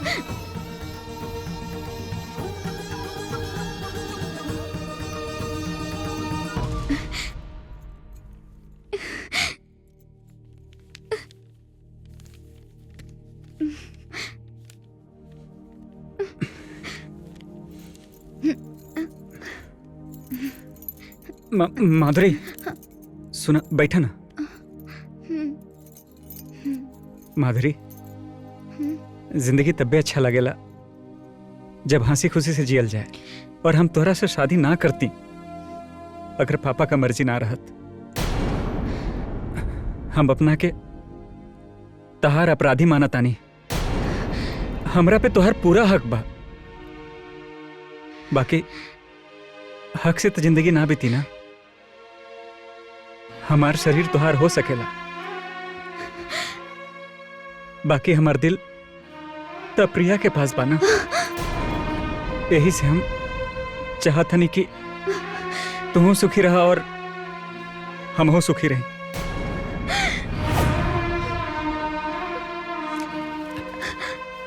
और यही खातिर तोहरा के एक कागज पे साइन करे के पड़ी।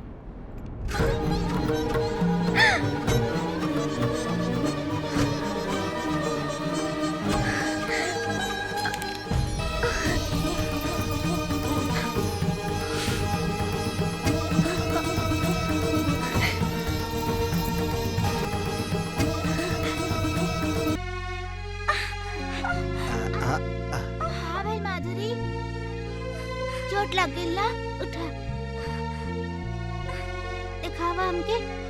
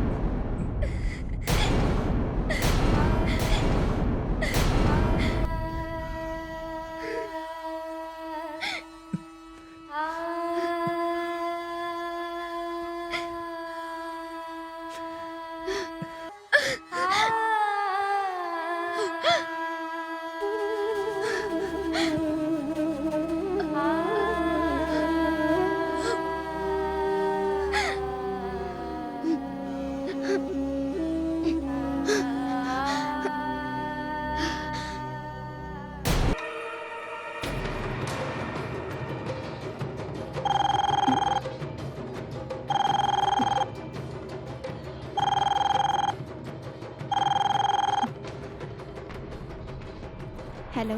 हेलो प्रिया। सॉरी, वो दिन तोहरा के कुछ ज्यादा ही बोल दे रानी। सॉरी। सॉरी बोलने के कोनो जरूरत नहीं है। तेरे खातिर एक गुड न्यूज़ बा।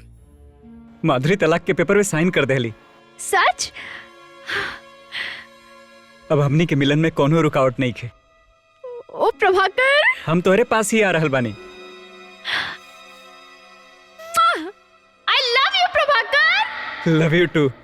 Oh my God, I love you. I love you, Prabhakar. I love you. I love you. I love you, Prabhakar.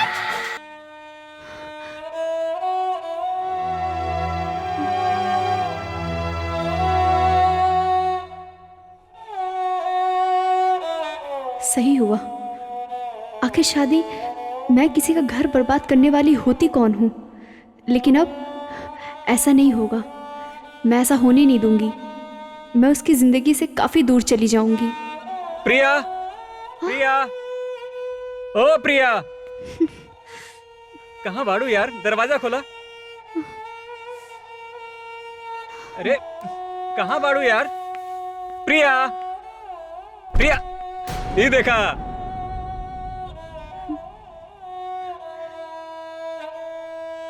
Priya,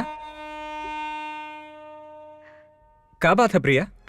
तोहरा के तो आज खुश होके चाहिए और तू उदास हो। प्रिया हाई देखा, माधुरी तलाक के पेपर पर साइन कर देली।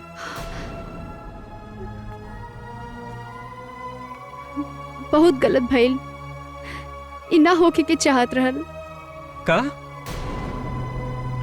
ये का कहा ताड़ू? हम सच कहा तारी प्रभाकर। अरे हम एक औरत होके एक औरत के घर संसार उजाड़े की कोशिश कैनी। अरे हमरे जैसे नीच औरत तो संसार में ही कौन होई। प्रिया, प्रभाकर, हम तोहरा प्यार के लालच में आनर हो गल रहनी। प्रिया, हम तो के जान से ज्यादा चाहिला। हाँ प्रभाकर, हम तोहरा से बहुत प्यार करेनी। प्रिया, ही तो के का हो गए? बाकी बाकी बात करता डू। होश में आओ प्रिया, होश में आओ। होश में बारी प्रभाकर, तब मैं सच्चाई बयां करत आनी। माधुरी के घर संसार उजाड़े के जो पाप। प्रिया, माधुरी हमारे जिंदगी से बाहर हो गई बड़ी। ना प्रभाकर, कागज पे नाम लिखला से कोनो रिश्ता ना कायम होला। माधुरी कल भी तोहार रहल, आज भी तोहार बानी और हमेशा तोहरे रही है। और तू हमार कुछ ना हो का? ना प्रभाकर, तो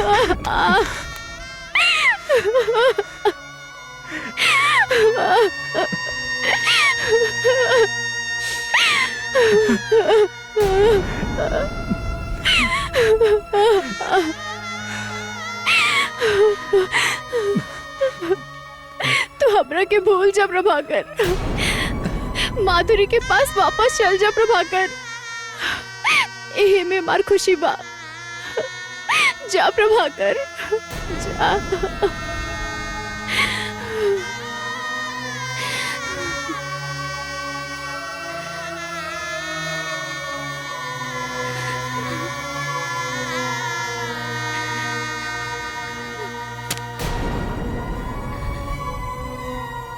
प्रिया, आज हमरे नजर में तुम्हारी इज्जत कोनो देवी से कम नहीं खे।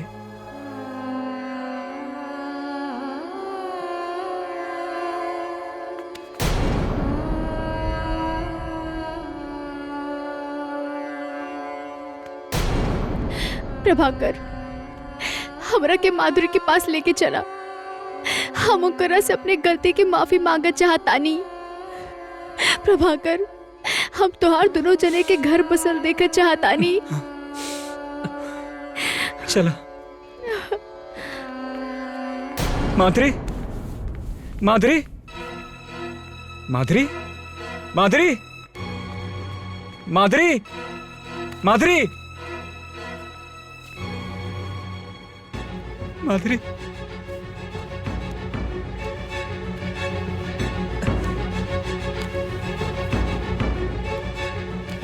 हे भगवान, ये का हो गल हमरे हाथे।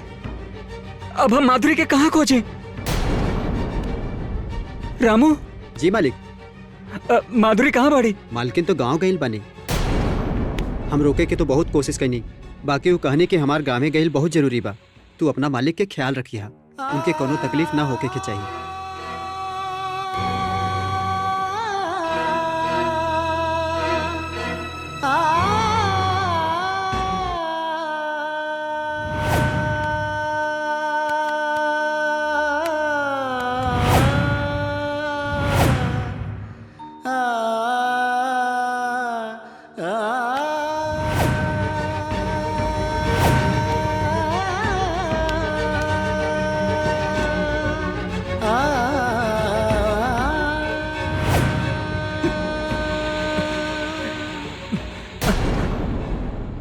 अब हमके भी गांव जाए पड़ी। प्रभाकर, हम तोहरा से वादा करत आनी कि हम तोहका तोहरे माधुरी से मिला के रहब।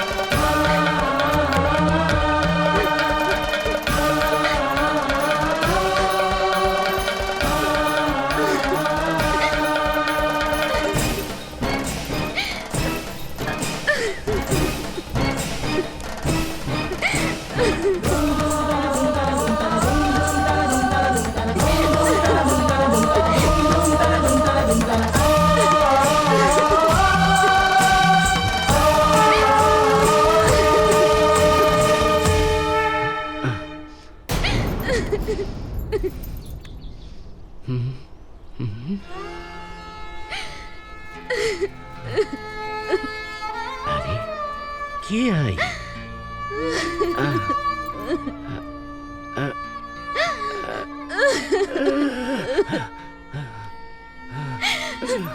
बाबूजी। बेटिया तू एजा कहाँ भइल? बाबूजी। कहाँ भइल बेटा? कहाँ भइल? चुप रहा अंबानी। बाबूजी। मत रो, मत रो।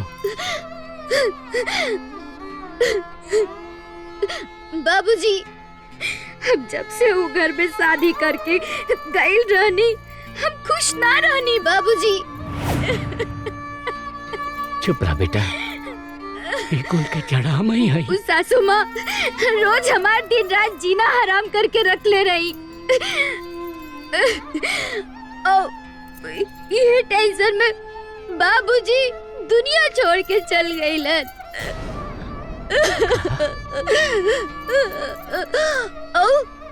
प्रभाकर हमरा के डिवोर्स दे देलन बाबूजी।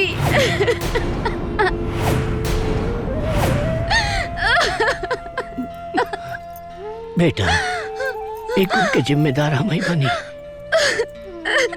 मखमली चादर पर पैबंद कबो न सुहाला बेटी। रो मत, मत रो।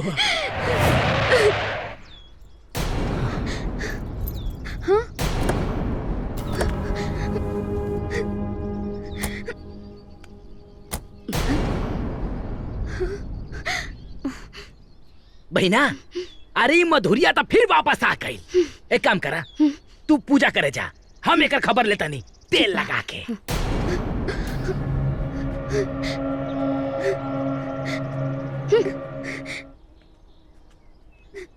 का बहू रानी, तू वापस आ गई वो अकेले?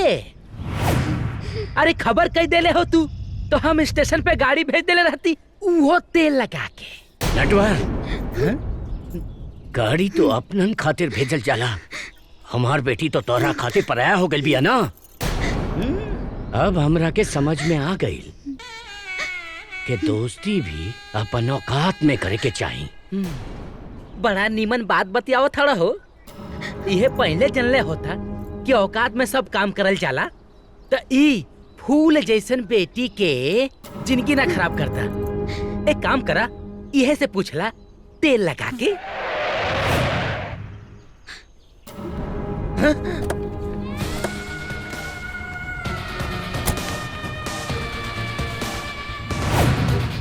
प्रणाम नटवर बाबू।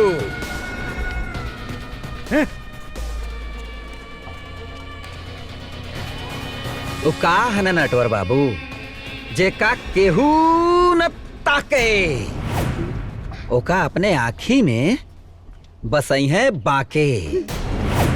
हम मानी ना काका, माधुरी के हाथ थामे खातिर। बंद कर अपन बकवास।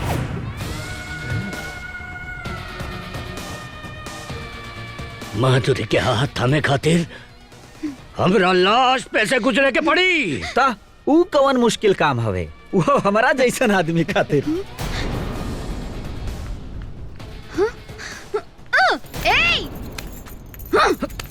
छोड़। मिर्ची तो झुरा गई बा, बाकी तिताई उतने बा। रानी, जवन चीज बाके पसंद कर ले वेले ना, ओकरा के मिलावे खातिर पूरी कायनात ओकर मदद करेला। अरे छोड़ हमरा बेटी के।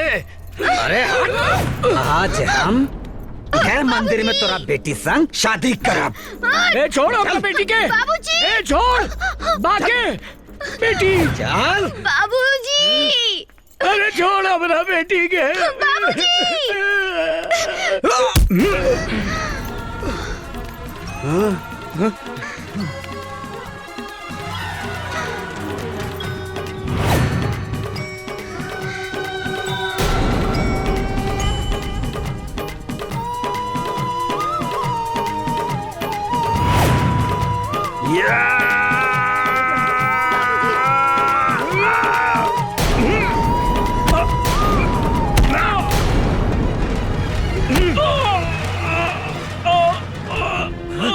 अब जल्दी है तो हार हाथ पीला हो जाई, बुझलू कि ना? है? ए, रुक रुक, जे रुक। हाँ? अरे बाप रे, दादा हो दादा, ई तो गइल हाथ से।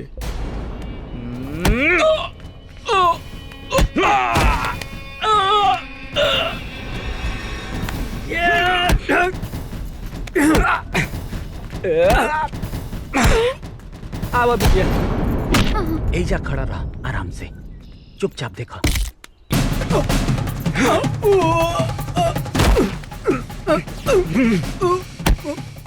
अरे बाप रे।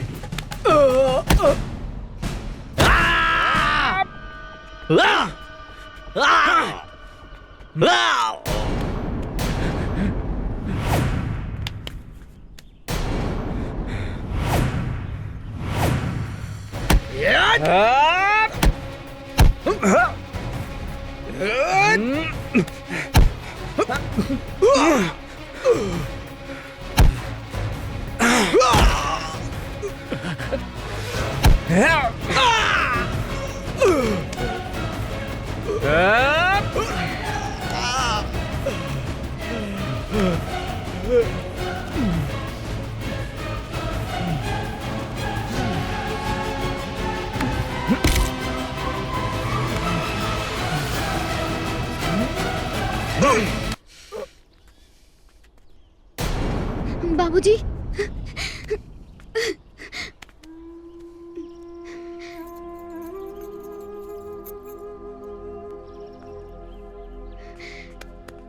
बाबूजी, हो सके तो हमरा के माफ कर दें। हमरा और बेटी के अपराधी बानी।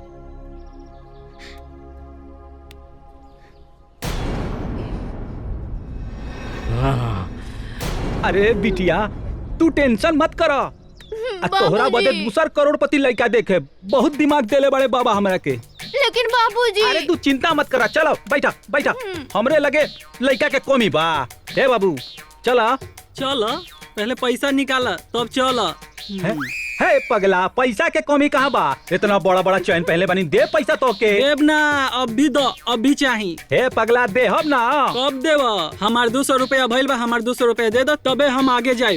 हे बच्चा सुनो, ऐसा करा, तू हमरा 200 दे दा, हम तोरा के 200 के 500 दे हम, है ना? 500। हाँ 500 देवा नू। अरे बाबू 500 ले ला, यहाँ पैसा के कमी नहीं खे। लो टेंशन मत ला, चलो चलो चलो। वाह बेटा वाह वाह।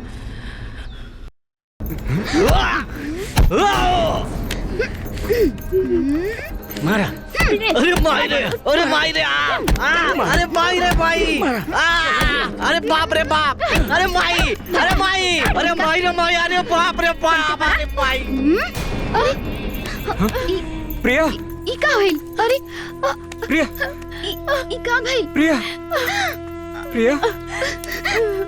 दीदी, आज से हम तोहार सुहाग तोरे हवाले करत आनी। अपने प्रभाकर के देवता बना के रखिया। गलती तो हमरा से ही भइल। जे हम प्यार कईनी, हमेशा कुर्बानी संसार में मीरा के ही देवे के पड़ेला। दीदी,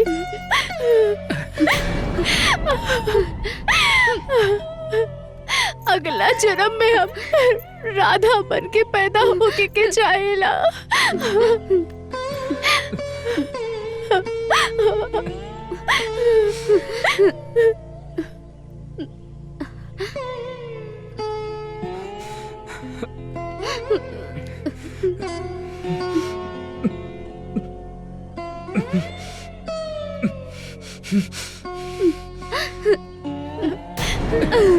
दीदी, आज से नई रस्म और नई कसम के साथ अपन अमानत संभाला।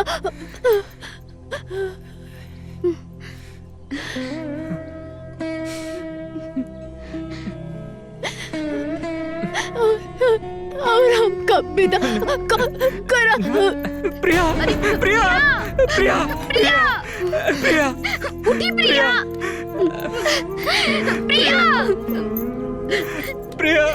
बेटा, ये सब हमरे कारण भइल बा। हमरे के माफ कर दे बेटा। हाँ भगिना, हम और बहन तीर्थ स्थान पर चल जाए। अल्लाह के हक है।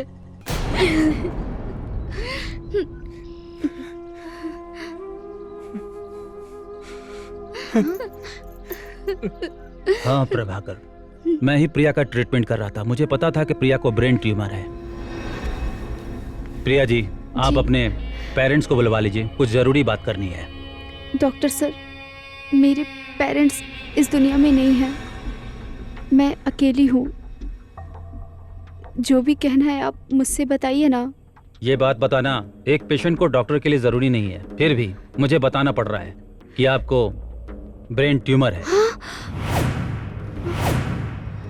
अब आपकी जिंदगी ऊपर वाले के हाथ में है। डॉक्टर सर, आपसे एक रिक्वेस्ट है, मेरी इस बीमारी के बारे में हम दोनों के अलावा किसी को पता न चले, प्लीज।